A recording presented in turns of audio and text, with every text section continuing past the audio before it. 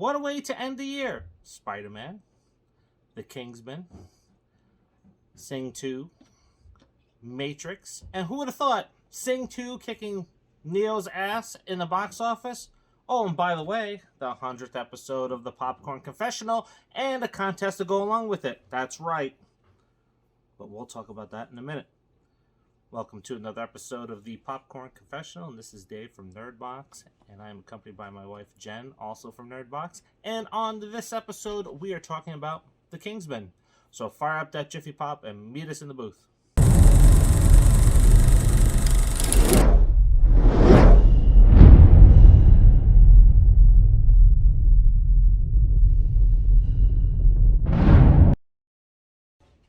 Several countries are thrust into world war by a secret society, and Germany is on the verge of winning, while a spy ring led by pacifist the Duke of Oxford, Orlando, attempts to thwart their plot. Only things get complicated when Orlando's son Conrad enlists in the service to fight. Now, as I mentioned in the opener, we have a contest. Help us get to 1,000 subscribers, and one lucky subscriber will win $100 for whatever app or service that you want. And you can do that by first checking to see if you are subscribed and not just seeing this in the YouTube algorithm. So check to see if you're subscribed. If not, just click on that button. And then just like and share this.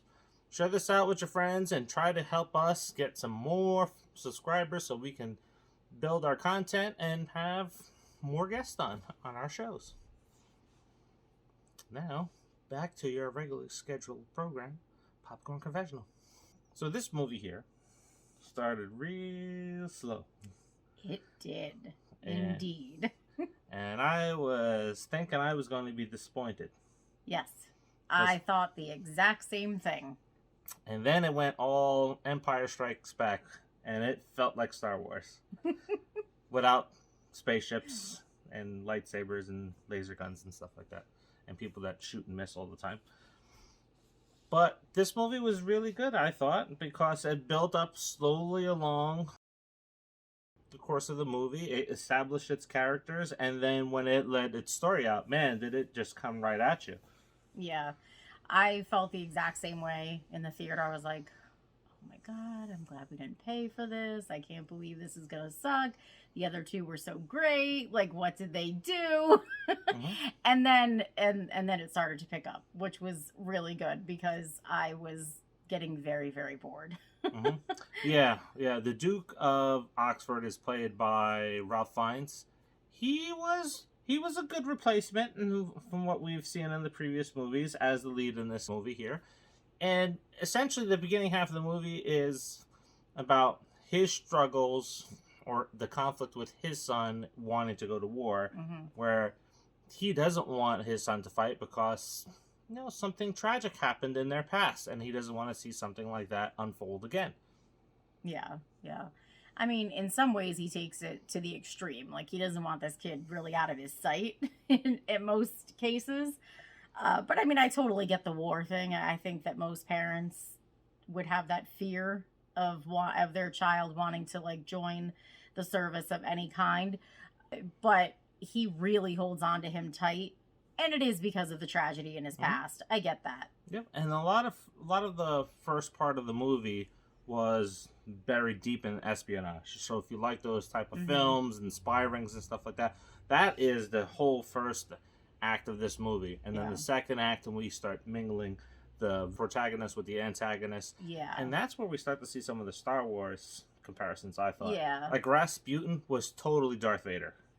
He was totally Darth Vader, and his character was pretty badass. Yeah, he was. I enjoyed his character, even though he was a bad guy. I did enjoy his character. He was pretty funny, and he did do his bad guy thing with class, I think, and style. So there was that. But yeah, the first part, the first act of the movie was character building. And there were a lot of characters that were involved in this. So I get that it took some time, but I'm glad that it turned.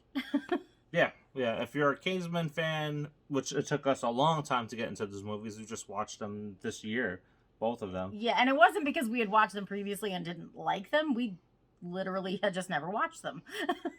But the pandemic did a lot for us. We've watched a lot of movies that we had never seen before and ended up liking a lot of them, most of them, I think. So now the Star Wars comparisons continue because we have our Darth Vader and Rasputin, and then there's an Emperor that is hiding behind the shadows and pulling the strings of the entire world and getting everybody to fight. So we get through our character building, and then we get into the Kingsman style, and the fights definitely lived up to the past movies. Yeah. Maybe even a little bit better than the previous movies. There were some damn good fights in this movie. And the action sequence on this was wow. Especially if you're afraid of heights. Just an FYI. Yeah, so I mentioned in it being the Ricardos that somebody got up to go to the bathroom, and typically you can kind of time where it's going to be a slow point here, but again, after the middle act, it just picks up and it runs, and she left during one of the most action-packed scenes in the entire movie. I literally thought I had a couple of minutes. Because nothing too big had really happened, and it was just some conversation, and I was like, all right, now I really got to go. Now's a good time, and I missed the first biggest scene that they had, so I'm a little pissed off. Oh, it was a doozy. So now I'm going to have to, I would probably end up watching it again anyway, but I'm going to have to now for this damn scene. Yes, this scene is definitely meant to see it on the big screen. So if you don't go to the theaters because of everything that's going on right now, hopefully maybe you have a bigger screen at home. Hopefully some of these movies get re-released when things calm down, because a lot of these movies really need to be seen on the big screen, and this is one of those. Yeah. So I hate to see that some of these movies that typically would attract everybody in is kind of losing out on it. So hopefully what they'll do maybe in a year or 2 years is they'll put some of these movies back out so people can experience them the way they were meant to be, which is on the big screen. Yeah, and who knows, with this one, maybe they'll play the other Kingsman kind of like, that would be really cool. Kingsman Trilogy, and they're making a part 4, so you never know. Maybe we'll get to see all of them come out in a short span of each other. And I don't want to spoil anything here, but there's a lot of things they can do with this franchise now that I mentioned to you in the theaters. Yeah. They can go multiple ways, and there's an end credit scene for this that kind of sets that up. They do set it up, and it is set up with some now new characters, which this is a prequel, so... But, so now there's, like, some characters, so I'm thinking the next movie is going to be a sequel to the prequel, and maybe still No, next one is a sequel to the sequels to this prequel. Follow me? Yeah, so what do you rate this one? So, I would see it again in the theater. Me too, and that's a struggle because 3 new movies lined up, and I would go see this again because she missed a good scene and she needs to see it on the big screen. Yeah. And then there's Nightmare Alley. Anyway, like, subscribe. Yes. Don't forget, contest. Win $100. Share with your friends. Subscribe. Turn on the notifications. And like he said, share. Please do. And until next, see ya. ya.